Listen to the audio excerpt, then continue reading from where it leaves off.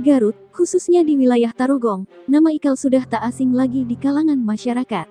Sejak masih usia remaja, ia dikenal sudah menjadi preman yang sadis dan bengis.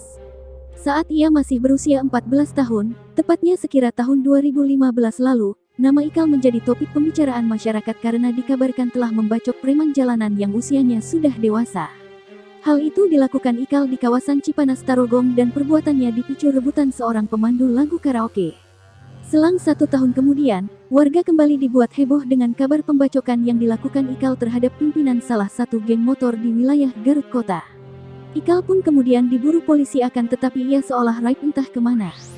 Sejak tahun 2016, HNP alias Ikal ini masuk dalam DPO, Daftar Pencarian Orang, atau menjadi buronan Polres Garut, ujar Kasat Reskrim Polres Garut, AKP Maradona Armin Mapaseng. Sampai akhirnya, tutur Maradona, pihaknya mendapatkan laporan jika Ikal bersama seorang temannya berinisial R alias Gaga, Rabu tanggal 4 Desember tahun 2019 malam, kembali melakukan penganiayaan terhadap seorang warga di kawasan Tarogong. Polisi langsung bergerak mencari keberadaan Ikal akan tetapi saat itu Ikal sudah berhasil kabur. Pada Kamis tanggal 5 Desember tahun 2019, petugas mendapatkan informasi jika Ikal saat ini tengah berada di sebuah penginapan di kawasan Cipanas, Tarogong Kaler. Petugas bergerak menuju penginapan yang dimaksud dan langsung melakukan penyergapan terhadap Ikal. Dikatakan Maradona, proses penangkapan Ikal yang dikenal sebagai preman cilik berjalan dramatis. Petugas menangkapnya dengan persenjataan lengkap karena selama ini tersebar informasi bahwa Ikal seringkali membawa benda yang mirip senjata api dan senjata tajam. Ikal ditangkap petugas tanpa sempat melakukan perlawanan karena memang saat itu ia sedang dalam kondisi tidur. Ia ditangkap di penginapan yang ada di kawasan Cipanas, Kecamatan Tarogong Kaler. Maradona menyebut, dari informasi yang didapatkannya Ikal ini baru saja keluar dari lembaga pemasyarakatan, lapas di Bandung. Ia baru berada di luar lapas sekitar 2 minggu akan tetapi sudah berulah kembali dengan melakukan penganiayaan terhadap warga.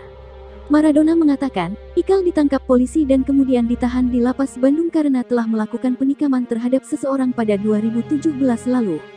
Saat itu Ikal mendapat hukuman penjara 2,6 tahun.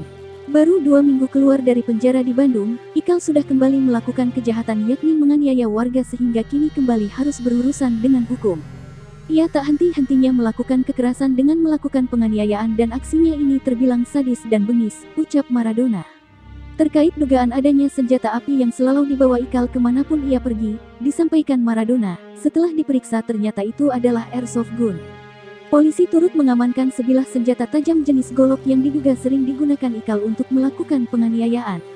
Atas perbuatannya itu, Ikal dijerat pasal dalam Undang-Undang Darurat terkait kepemilikan senjata tajam dan pistol airsoft gun dengan ancaman hukuman maksimal 20 tahun penjara. Selain itu, polisi juga menjeratnya dengan pasal 351 KUHP tentang penganiayaan dengan ancaman hukuman penjara paling lama 5 tahun.